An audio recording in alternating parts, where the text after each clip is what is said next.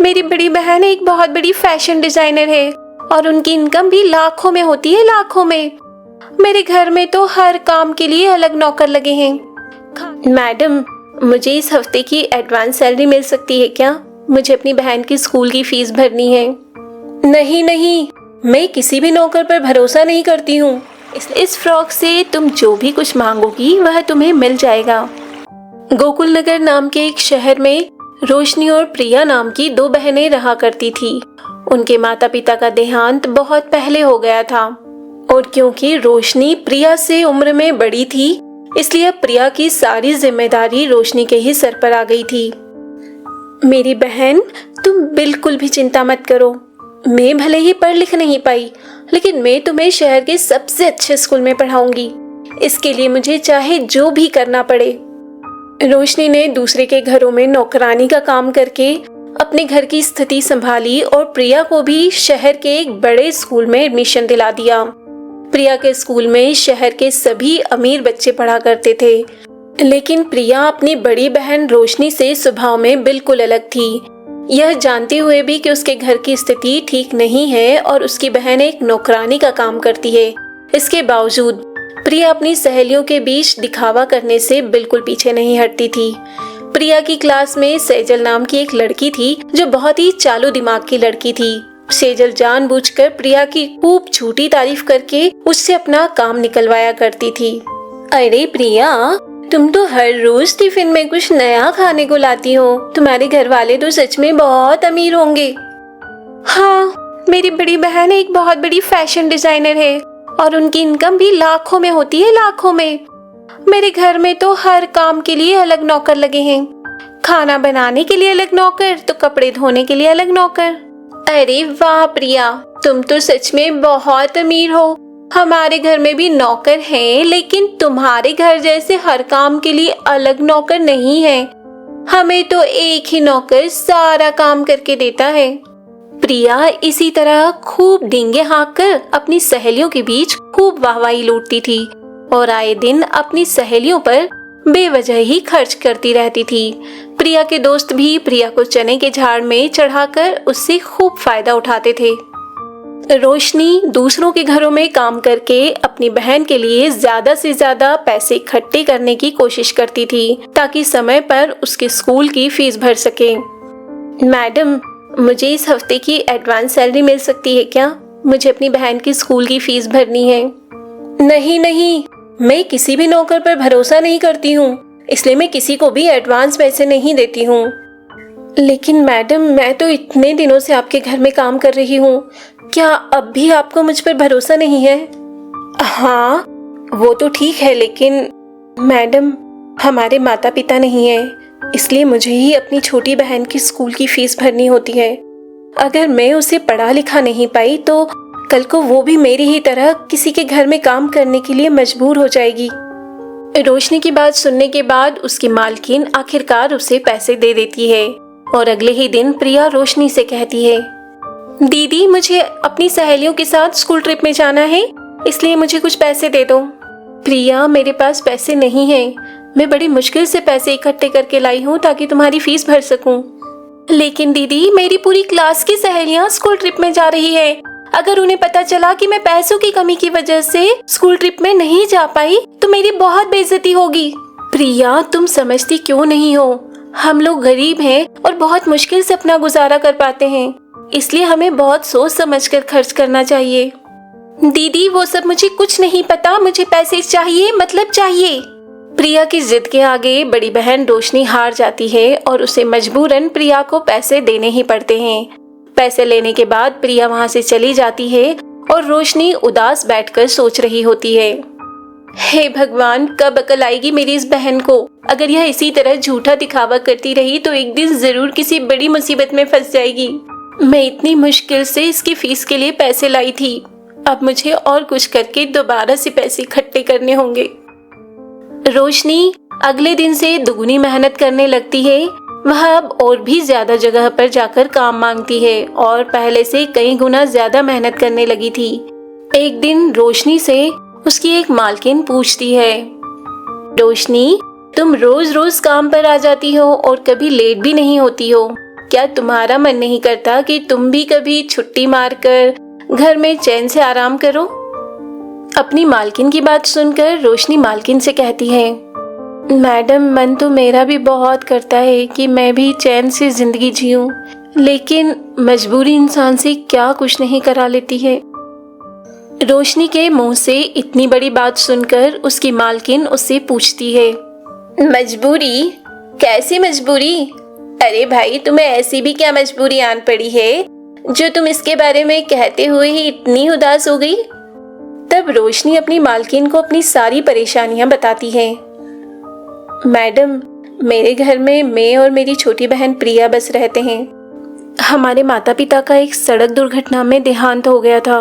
तब से मुझे ही अपनी छोटी बहन की सारी ज़रूरतें पूरी करनी होती हैं, इसलिए मुझे लगातार काम करना पड़ता है। रोशनी की बात सुनने के बाद रोशनी की मालकिन उसकी मेहनत और लगन से बहुत खुश होती है और रोशनी से कहती है, सच में रोशनी, तुम्हारी छोटी बहन तो बहुत ही भाग्यशाली है कि उसे तुम्हारे जैसी बड़ी बहन मिली है। देखना, वह एक दिन पढ़ लिख कर कुछ जरूर बड़ा करेगी और फिर तुम्हें ये सब काम करने की जरूरत भी नहीं पड़ेगी। मालकिन की बात सुनकर रोशनी मन ही मन सोचती है, अब इन्हें कौन बताए कि मेरी बहन बहुत ही लापरवाह और दिखावटी है और मुझे उसकी बहुत चिंता होती है। ठीक है मैडम जी, मैंने घर का सारा काम कर दिया है, अब मैं चलती हूँ, मुझे दूसरों के यहाँ भी काम करने के लिए जाना है। ऐसा कहकर रोशनी वहाँ से चली जाती है और दूसरे घर जाकर काम करने लगती है। रोशनी लगातार मेहनत कर रही थी, इसीलिए उसकी तबीयत दिन ब दिन खराब होती जा रही थी। लेकिन वहीं दूसरी ओर प्रिया अपने दिखावे से पीछे नहीं हट रही थी और स्कूल ट्रिप में अपनी सहेलियों पर खूब खर्च करती है। अगर तुम लोगों को कुछ भी चाहिए हो तो मुझे बता देना, मैं इस बार घर से बहुत सारे पैसे लेकर आई हूँ। सच में प्रिया, तुम्हारा तो जवाब नहीं। हम लोगों के घर वालों ने तो बहुत ही कम पैसे दिए हैं, इसलिए हम खुद पर भी खर्च करने से पहले सोच रहे हैं। और तुम हो कि हमारे लिए भी खर्च करने को तैयार हो। तुम तो सच में बहुत पैसे वाली हो। हाँ, वो तो मैं हूँ ही। दूसरे दिन प्रिया स्कूल ट्रिप से वापस आती है तो देखती है कि उसकी बहन रोशनी बहुत बीमार पड़ी हुई होती है। क्या हुआ दीदी, आज आप काम पर क्यों नहीं गई? प्रिया, आज मेरी तबीयत बहुत ज्यादा खराब है, इसलिए मैं काम पर नहीं जा पाई। अच्छा, मैंने तुम्हें स्कूल ट्रिप पर जाने के लिए कुछ पैसे दिए थे, उनमें से कुछ पैसे बचे हैं क्या? नहीं दीदी, वह पैसे तो ट्रिप में ही खर्च हो गए। प्रिया, मैंने तुम्हें बहुत सारे पैसे दिए थे, तुम एक बार में उन्हें कैसे खर्च कर सकती हो? दीदी, आपने कोई इतने ज्यादा भी पैसे नहीं दिए थे और बाहर घूमने जाने पर तो खर्च होता ही है ना। मैंने तुम्हें कितनी बार बताया है कि पैसे बचा कर चला करो, लेकिन तुम हो कि मानती ही नहीं हो। आज मेरे पास खुद के इलाज के लिए भी पैसे नहीं है और अगर मैं काम पर नहीं जाऊंगी तो हमारा घर का खर्च कैसे चलेगा? दीदी, वह सब मुझे कुछ नहीं पता। तुम्हें काम पर जाना हो तो जाओ, वरना जो करना है वो करो। ऐसा कहकर प्रिया वहाँ से चली जाती है और रोशनी को बीमार होने के बाद भी काम पर जाना पड़ता है, लेकिन तबीयत खराब होने की वजह से उसे काम पर बार बार खांसी आ रही होती है।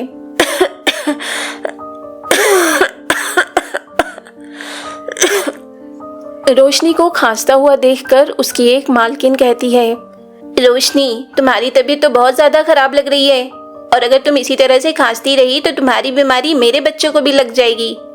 इसीलिए जब तक तबीयत ठीक नहीं हो जाती तुम काम पर मत आना। रोशनी की बीमारी के चलते उसे बाकी सभी जगहों से काम से निकाल दिया जाता है।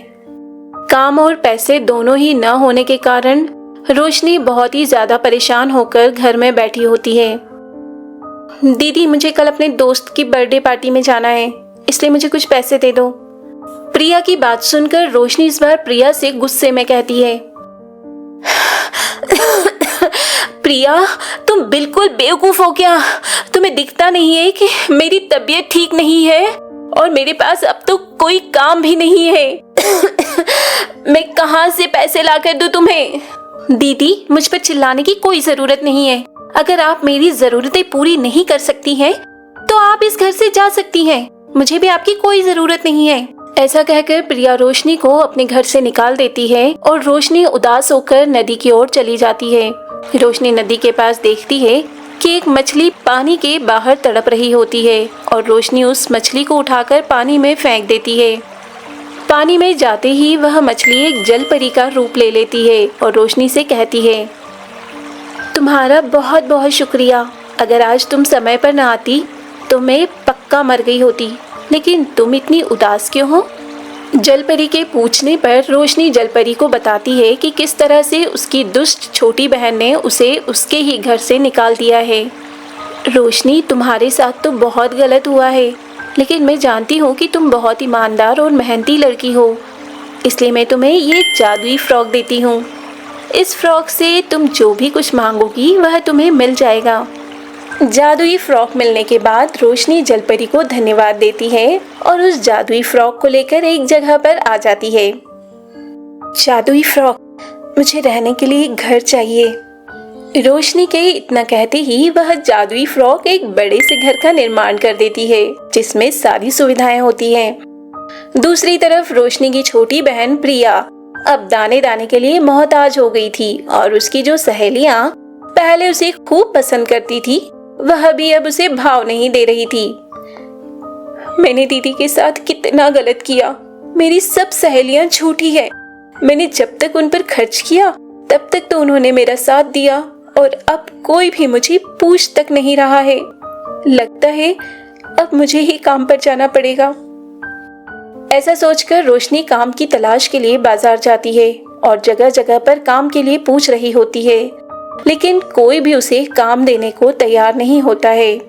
और शाम को जब वह घर जा रही होती है तभी उसे रास्ते में रोशनी भी दिखाई देती है। प्रिया रोशनी के पास जाकर कहती है, दीदी मुझे माफ कर दो, मैंने आपके साथ बहुत गलत किया। आप प्लीज मेरे साथ घर चलिए।